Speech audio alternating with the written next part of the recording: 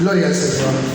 Vamos entonces a estudiar la parábola de las 10 vírgenes de Mateo 25, del 1 al 13. Por lo general, todos los que predican sobre las parábolas de las 10 vírgenes lo hacen desde un aspecto escatológico, es decir, hablando del fin del mundo, ¿sí? Y muchos incluso a esta parábola la convierten en alegoría. Alegorizan esta parábola y dicen que el novio es Jesucristo, que las 10 vírgenes son la iglesia y las otras son las que no eran verdaderamente cristianos, que el aceite extra es el Espíritu Santo, pero todo eso es alegorizar. Y las reglas de la hermenéutica enseñan que usted no puede convertir una parábola en alegoría. Amén. Como le decía, por lo general interpretan esta parábola desde un aspecto escatológico. Pero si usted analiza bien el contexto, usted encuentra al Señor Jesús hablando de su venida, pero también está hablando acerca de la mayordomía. Por eso habla del buen siervo cuando Él venga, si está sirviendo al Señor o está golpeando a sus otros consiervos.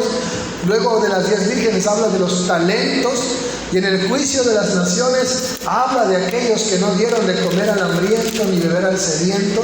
Es decir, realmente esta parábola está en un contexto de mayordomía. Amén. De mayordomía, de cómo usted administró sus talentos y también de cómo usted sirvió a su amo, de cómo usted sirvió a su Señor. ¿Está conmigo? Ese es realmente el contexto en el cual está la parábola de las 10 vírgenes. ¿Qué clase de servidor es usted para el Señor? ¿Un servidor mediocre o un servidor de excelencia?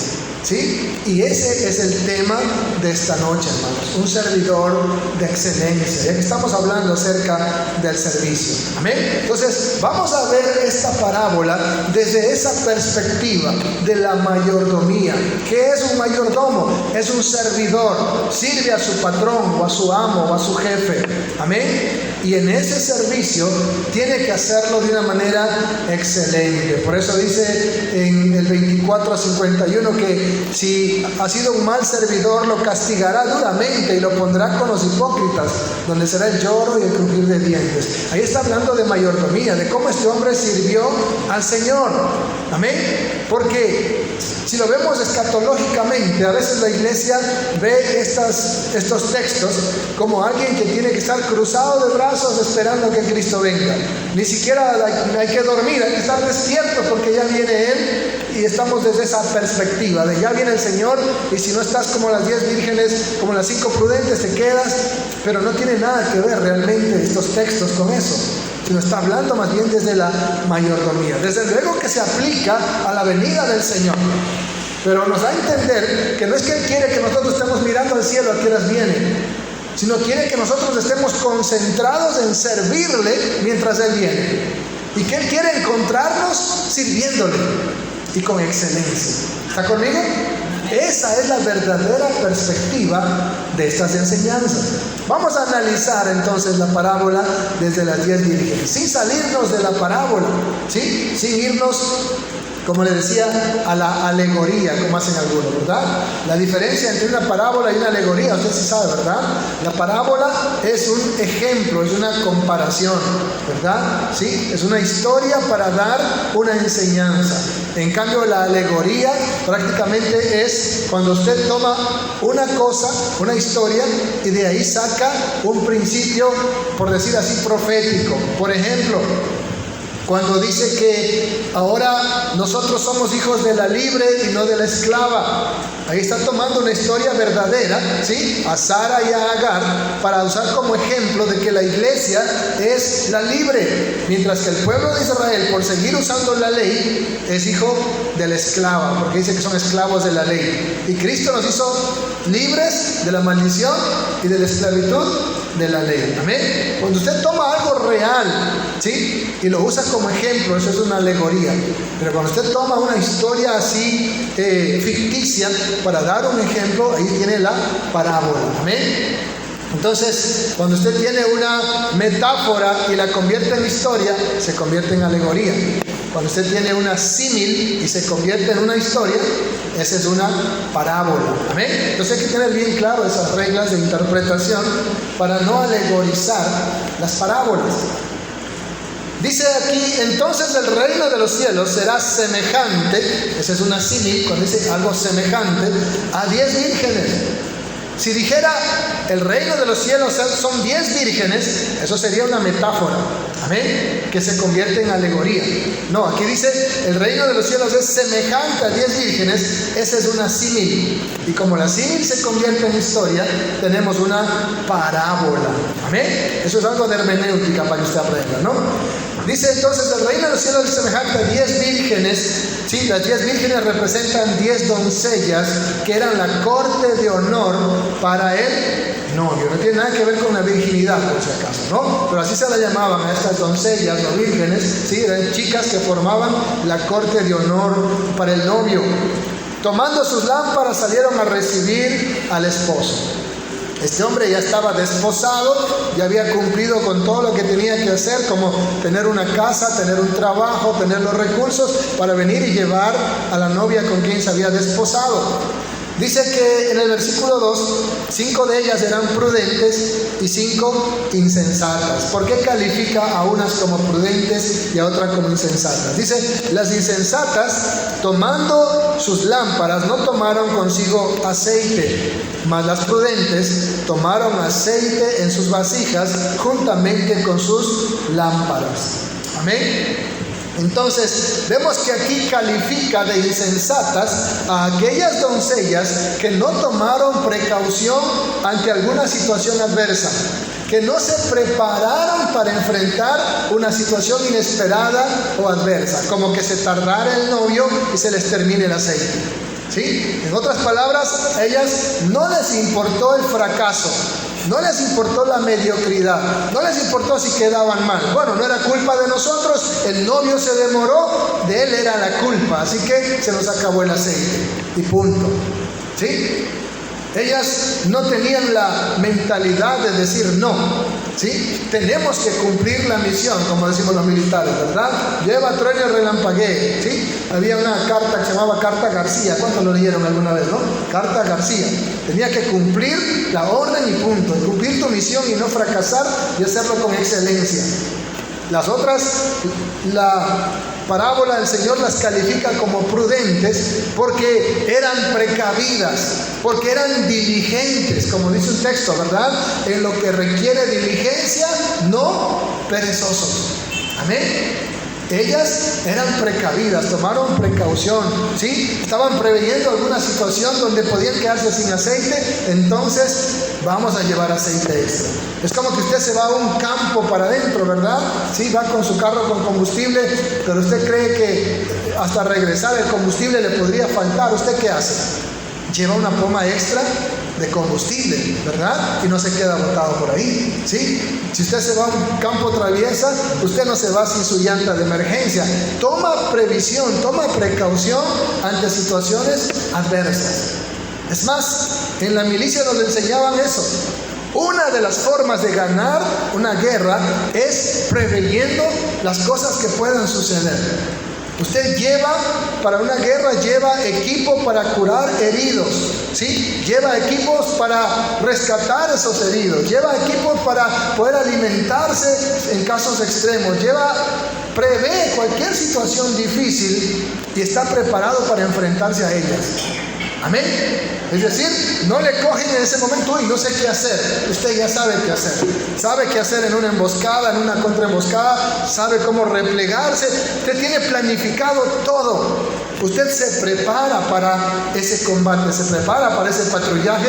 ¿Qué cosas podrían salir mal? ¿Qué cosas podrían salir peor? ¿Y cómo enfrentárselas? Eso es ser prudente. En cambio, el insensato, no importa lo que pase, simplemente va por ir. Y la Biblia le llama un necio, un insensato, ¿sí? Y luego pues termina fracasado, termina perdido, termina extraviado, no cumplió su misión. En este caso, estas doncellas tenían como misión alumbrar el camino del novio. y hacer una entrada de honor, ¿sí? Y eso era un acto de amor, de aprecio, de consideración y de darle un lugar de honor al novio. Y no podían fallar en esa misión.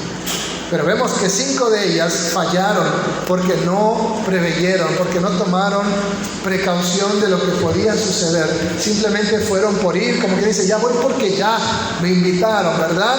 Y hago lo que puedo. Pero no como dijo el Señor Jesús, ve una milla más allá. Amén, ¿está conmigo? ¿Sí? Tienes que hacer más allá. Por eso dice, siervos inútiles somos, porque los que mandaron a hacer, eso hemos hecho. Pero el Señor dice que tú tienes que ir una milla más allá, ¿sí? Si te piden caminar 1 kilómetro, camina 2, ¿sí? Si te piden hacer una cosa, hazlo con excelencia. Amén. Hermana, láveme 10 sillas. La hermana coge y lava todas las sillas.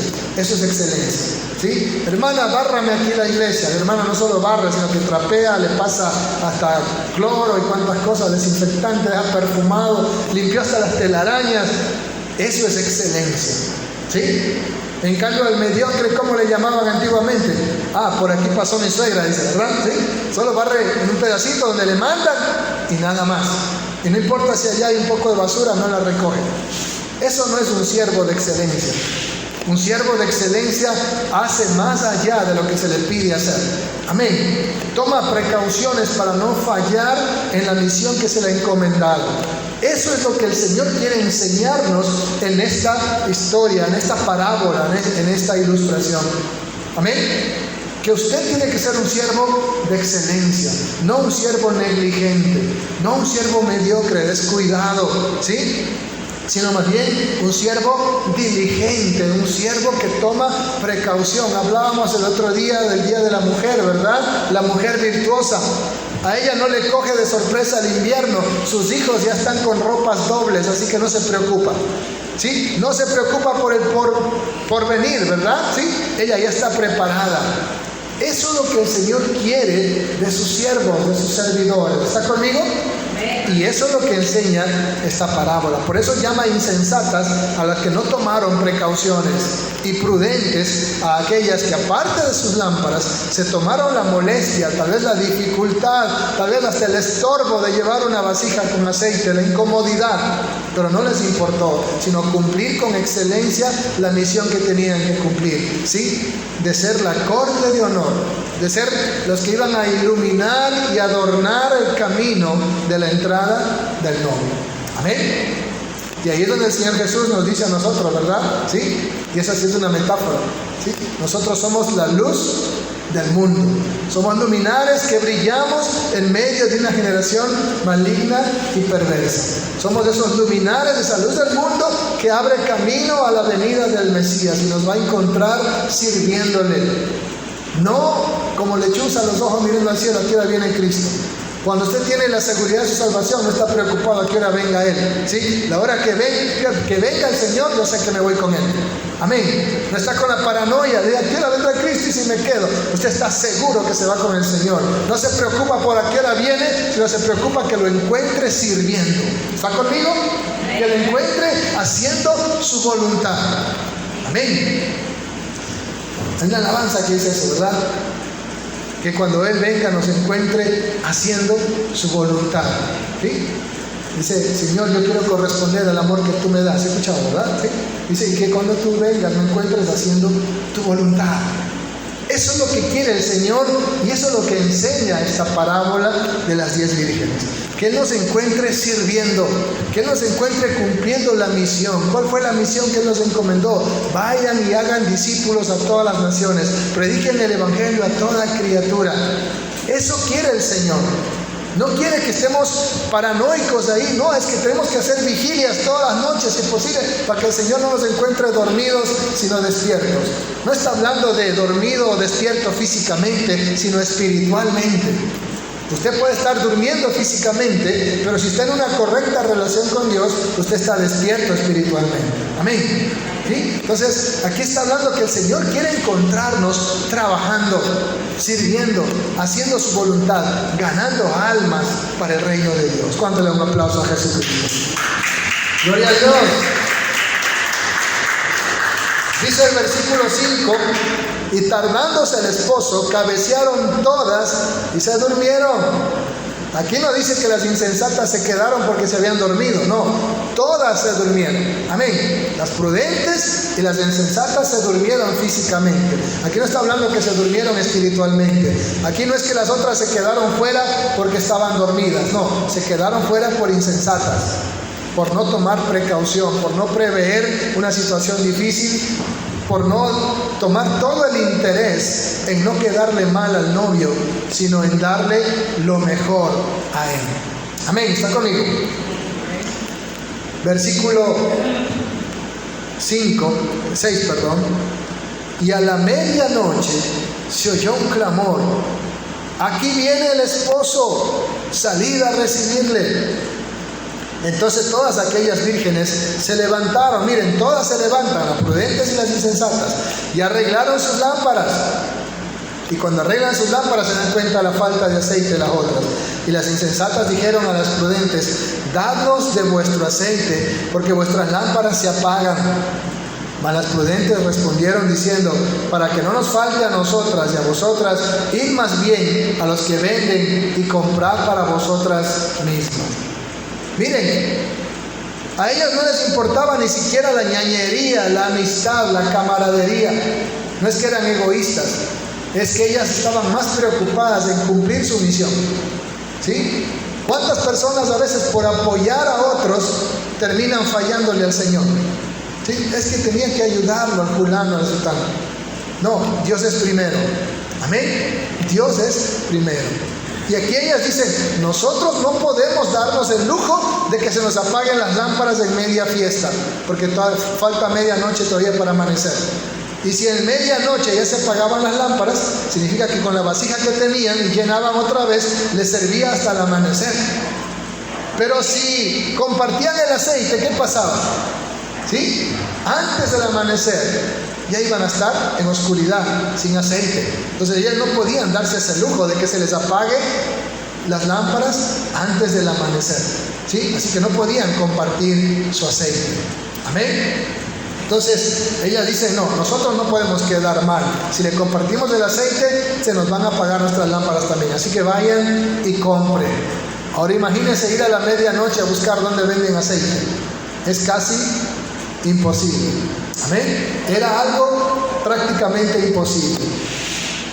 Pero mientras ellas iban a comprar, miren, cuando querían arreglar el asunto, fue demasiado tarde, porque ahí fue cuando vino el esposo, ya que él viene cuando menos lo esperamos. Y las que estaban preparadas, ¿sí? ¿Cuáles son las prudentes? Las que están preparadas, ¿sí? Y las que estaban preparadas entraron con él a las bodas y se cerró la puerta. Entonces, las que eran diligentes, las que tomaban previsión de que no les vaya a fallar nada, de las que se prepararon para lo que tenían que hacer, de ser la corte de honor, entraron con el esposo a las bodas y se cerró la puerta. Entonces, según podemos entender aquí, ser prudente significa que usted está preparado para todo, para lo que venga. Toma precauciones. Amén. Toma precauciones. ¿Sí? Hoy estaba instalando ese proyector, ¿verdad? ¿Sí? Y yo no me fui o no terminé hasta que lo probé que funciona. ¿Sí? Porque a veces uno ya lo coloca y luego lo prende y resulta que no funciona. ¿Sí? Y lo prendí y no funcionó. Tuve que ir allá y mover un cable que había estado salido y ahí sí ya prendió. Pero no di por terminado mi trabajo hasta que probé que funcionaba. No es simplemente instalo algo y lo dejo ahí. Tengo que probar si funciona. ¿Sí? Eso es estar preparado para que no le coja un imprevisto justamente ya en el momento del culto o cuando ya es demasiado tarde. ¿Sí? Ahora imagínese que usted, por ejemplo, recuerdo en el campo cuando era un niño, contrataban personas para que iluminen el camino. ¿Sí? Y esas personas iban con unas lámparas a las que bombeaban gasolina y se llamaban Petromax. No soy tan viejo, ¿verdad? ¿Sí? Tengo 46 años nomás. Pero los que me ganan en edad sí se acuerdan, ¿verdad? Era como un foquito de tela que se hinchaba, ¿verdad? Y le entraban ahí gasolina. Y contrataban a esas personas para que alumbre el camino durante la montaña cuando se iban a la procesión de algún santo, ¿sí? O a celebrarle a la cruz en la montaña o algún velorio. Contrataban a estas personas, ¿sí? Pero ¿qué pasa si estas personas llegaban demasiado tarde? Se quedaban y ya no les pagaban, ya no les servía de nada porque llegaron tarde, ¿sí? Ahora imagínense que esas personas iban con sus lámparas y al regreso ya no tenían combustible. Definitivamente no les iban a pagar su servicio. Amén. Cuando usted necesita un servicio y llega demasiado tarde o llega no como usted lo quiere, ¿usted qué dice? Ya no lo necesito, ¿verdad? Estas damas, estas doncellas, su servicio era iluminar el camino del esposo. Si llegaban tarde o si llegaban sin combustible para sus lámparas, no servían de nada, no servían para el propósito para el cual fueron contratadas o para el cual fueron escogidas o para el cual fueron llamados. ¿Está conmigo? ¿Sí? Tenían que estar en el momento preciso y tenían que dar un servicio de calidad. Eso es lo que se espera hoy en día cuando usted contrata un servicio de algo, ¿verdad? ¿Sí? Que sea de calidad. Si usted contrata una furgoneta para irse de paseo con su familia, ¿sí? Y los asientos han sido incómodos, tienen cucarachas, se queda tubo bajo más allá, se queda sin combustible en medio camino, ¿usted qué dice? Es el peor servicio que me ha dado, no quiero ni pagarle, ¿verdad? Pero si es una furgoneta donde no hay ningún imprevisto, todo estaba ahí con el combustible completo y todo bien, y los asientos perfumados y cómodos, ¿usted qué dice? Excelente servicio, ¿no? Hasta le da propina tal vez al chofer. Así mismo es lo que el Señor está aquí queriendo enseñarnos, nos está enseñando. Que el servicio que nosotros le damos como mayordomos, como siervos del Señor, tiene que ser de excelencia. No tiene que ser a medias tintas, no tiene que ser mediocre, no tiene que ser lo último para el Señor, sino para el Señor es la excelencia. ¿Cuántos dicen amén? Y el Señor espera que nosotros seamos esas vírgenes prudentes que les dan un trabajo de excelencia, no que se quedan a mitad del camino tubo bajo o sin combustible. ¿Sí? El aceite es el combustible de una lámpara, sino que dan un trabajo de excelencia. Versículo 11 dice: después vinieron también las otras vírgenes diciendo: Señor, Señor, ábrenos. Mas él respondiendo dijo: de cierto os digo que no os conozco. Amén. Aquí podemos conjeturar algunas cosas, ¿verdad? Que ellas regresaron con aceite, ¿verdad? Y sus lámparas encendidas. Pero ¿qué pasó? Ya no era necesario, ¿verdad? Imagínese que usted va al velorio de un amigo llevando ramos de flores, ¿verdad? Pero llega 3 horas después que ya lo enterraron.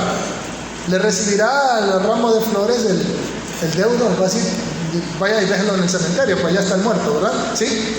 Ya se pasó el tiempo. Decían en la milicia: antes de la hora es la hora, después de la hora ya no es la hora, ¿sí? Y si llegó tarde, peor todavía. ¿Sí? Las cosas tienen que ser para su momento, para su propósito y con excelencia. Eso quiere el Señor de nosotros como siervos de Jesucristo. ¿Está conmigo? Otra posibilidad es que ellas llegaron con las lámparas apagadas y no encontraron aceite. Y estaban en la oscuridad, y por eso el novio dice: no los conozco, no los puedo ni ver la cara, no sé ni quién son ustedes. Estaba en la parte oscura ahí, ¿verdad? Imagínense al hermano Juanito en la oscuridad, así una lámpara apagada, ¿lo dejarán entrar? ¿Sí? Dice: qué choro, dice, ¿verdad? No, dice: no te conozco, a lo mejor no te veo, ¿sí? No sé quién eres, no te conozco. Estamos conjeturando, ¿verdad? ¿Sí? Porque posiblemente llegaron sin aceite, porque a la medianoche en el campo, ¿dónde consigue usted algo? Si 6 de la tarde la gente ya se guarda, ¿verdad? En el campo de la costa por los mosquitos y los bichos. En el campo de la sierra por el frío. ¿Sí? La gente a 7 de la noche está roncando en el campo. ¿Sí? Y por eso es que madrugan a las 4 o 5 de la mañana, porque han dormido demasiado. ¿Sí? Entonces, hermanos, qué importante es esto. Entender. Dios quiere de nosotros un servicio de excelencia. Dios quiere de nosotros que seamos de esos servidores que vamos más allá, que vamos una milla más. ¿Sí? Que no nos quedamos a medio camino, que no fracasamos en la misión, sino que nosotros cumplimos con cabalidad, ¿sí? Como dice Pablo a Timoteo, haz obra de evangelista, cumple tu ministerio. Pablo dice, yo he peleado la buena batalla, o sea, he hecho un trabajo de excelencia. He terminado la carrera, he guardado la fe. No es que la fe se le perdió en medio camino. Eso es ser prudente. Eso es ser un siervo de excelencia. Y eso es lo que el Señor está anhelando de cada uno de nosotros. Amén. Por eso dice, no te conozco. Y en el idioma hebreo la palabra conocer va mucho más allá de lo que nosotros en castellano entendemos. ¿Sí? Habla de una intimidad, de una amistad, de una camaradería, de una familiaridad, de ser incluso familia. No te conozco. Es decir, ahí podríamos como, dice, alegorizar, ¿verdad? Si usted llega al cielo y su nombre no está escrito en el libro de la vida, ¿qué le van a decir? No te conozco. ¿Sí? Como dice, ¿verdad? No todo el que me dice Señor, Señor, entrará al reino del cielo, sino que hace la voluntad de mi Padre. Y en aquel día dirán, Señor, y no profetizamos en tu nombre y echamos fuera demonios. Dice, no te conozco, apártate de mí, hacedor de maldad. Y no te conozco muchas veces significa no te acepto. ¿Sí? No te acepto. ¿Sí? No, es como decir, te rechazo. No eres parte de mi familia. Y él dice, no los conozco. Luego dice, velad pues, porque no sabéis el día ni la hora en que el Hijo del Hombre ha de venir. Pero este velad no significa estar despiertos con la paranoia de a qué hora llega, sino velad por ser diligentes, velad por ser prudentes, velad por ser precavidos, velad porque cuando Él venga nos encuentre sirviendo con excelencia. Eso significa velar. No significa, ay, no tengo miedo de pecar y ni siquiera duermo, hago vigilia con la paranoia de que ahora viene el Señor. No, cuando usted tiene la seguridad de su salvación, usted duerme tranquilo. Si le toca morir o si viene Cristo, usted sabe que usted es propiedad de Jesucristo. Amén. No está con la paranoia, me voy a quedar. ¿Sí? Sabe que usted es propiedad de Jesucristo y que los hijos de Dios se van con Jesucristo. Cuando dice velar, estar atento, estar despierto, significa que Dios, que el Señor cuando venga, te encuentre sirviendo con excelencia. Decía un profesor de teología, lo que hicieron las vírgenes insensatas fue por sobre todas las cosas un acto de desprecio, de no valorar al esposo. ¿Amén? Lo trataron como un cualquiera. Ah, no me importa. ¿Sí? Qué fastidio de que me hayan invitado a esta boda y estaré ahí con... no me interesa lo que pase. ¿Sí? Era una actitud de menosprecio, de tratarlo no con el valor que merecía el esposo. Y por eso se quedaron en ese lugar donde dice que es el lloro y el crujir de dientes, donde están los hipócritas. Amén. Qué terrible es cuando tratamos con desprecio al Señor, cuando no le damos el lugar que Él merece, el honor que Él merece, ¿sí? Y eso es lo que nosotros encontramos en Malaquías capítulo 1, ¿sí? Cómo el pueblo de Israel menospreciaba al Señor. Vamos a leer, ¿sí? Y es lo que está enseñando también aquí en la parábola de las 10 vírgenes. Malaquías 1, desde el versículo 6. Dice, el hijo honra al padre y el siervo a su señor. Si pues yo soy padre, ¿dónde está mi honra? Y si soy señor, ¿dónde está mi temor? Dice Jehová de los ejércitos. A vosotros, oh sacerdotes, que menospreciáis mi nombre. Y decís, ¿en qué hemos menospreciado tu nombre? Eso fue lo que hicieron las vírgenes insensatas, menospreciar al esposo. ¿Sí? No les importó si se quedaban sin aceite, no les importó no fallarle, y eso era un acto de menosprecio.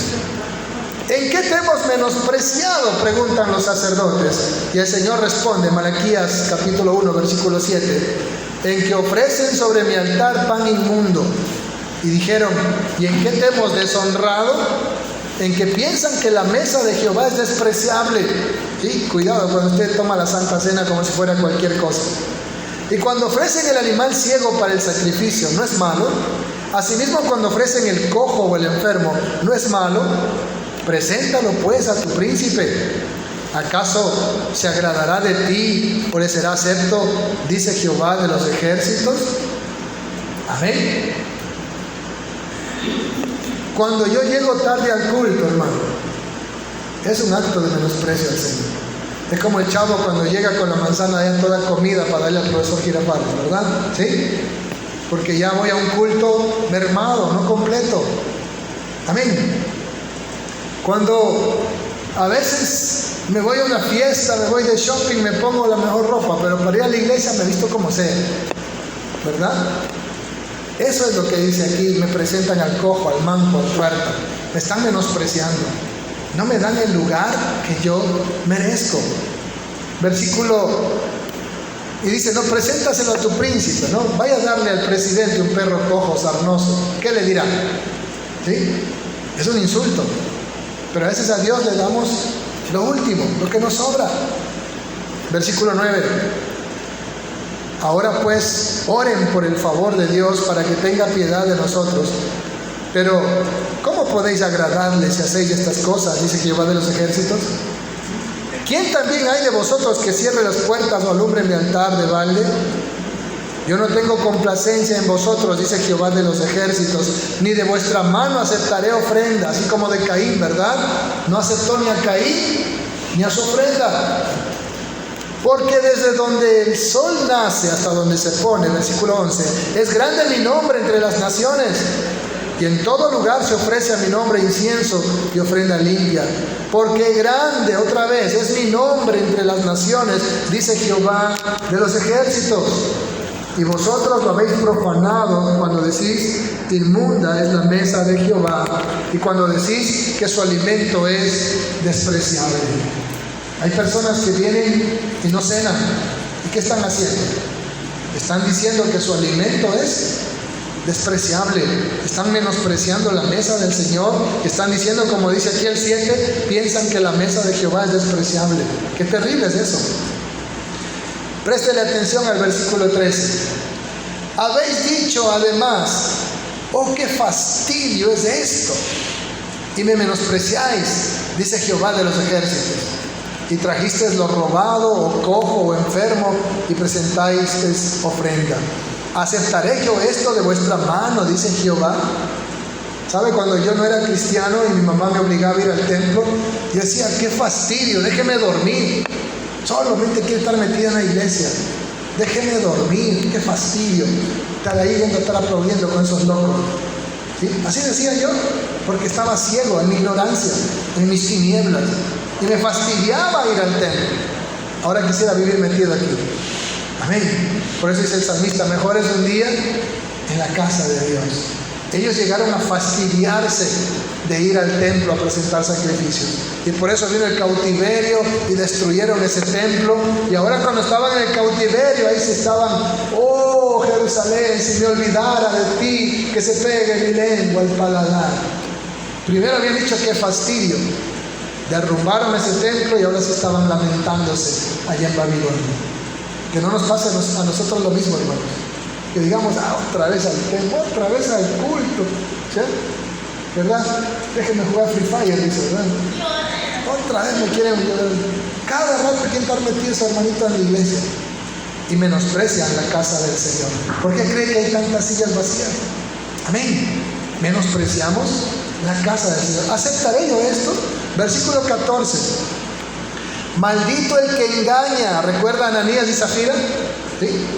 Maldito el que engaña, el que teniendo machos en su rebaño promete y sacrifica a Jehová lo dañado. Porque yo soy gran rey, dice Jehová de los ejércitos, y mi nombre es temible entre las naciones. Aquí diría: el que teniendo la oportunidad de llegar temprano viene atrasado. El que pudiendo venir al culto prefiere quedarse en casa viendo televisión. ¿Sí? El que teniendo, aunque sea para bañarse, no se vino bañando, ¿verdad? Que se puso una bonita ropa para el Señor. ¿Sí? No dice al que no tiene, hermano. La viuda no tenía, pero Dios de su sustento dio las dos blanquitas, todo lo que tenía, y el Señor alabó eso. El Señor no quiere que tú des de lo que no tienes, sino de lo que tú tienes. Por eso dice: hay del que engaña, del que teniendo no le da al Señor lo mejor, porque lo trata con menosprecio, porque desprecia su casa, porque desprecia su mesa. A ellos el Señor está aquí poniéndolo, ¿sí?, incluso bajo maldición. porque han menospreciado, como él dice ahí, porque yo soy gran rey, dice Jehová de los ejércitos, y mi nombre es temible entre las naciones. Sí, mire acá 2 veces dice, porque mi nombre es grande en toda la tierra. Él está diciendo, hey, yo no soy cualquier cosa, no me trates como si yo fuera cualquiera, yo soy gran rey. Yo soy el Rey de Reyes, Señor de Señores, Rey de gloria y majestad. Aleluya. El problema con las vírgenes insensatas es que trataron con menosprecio.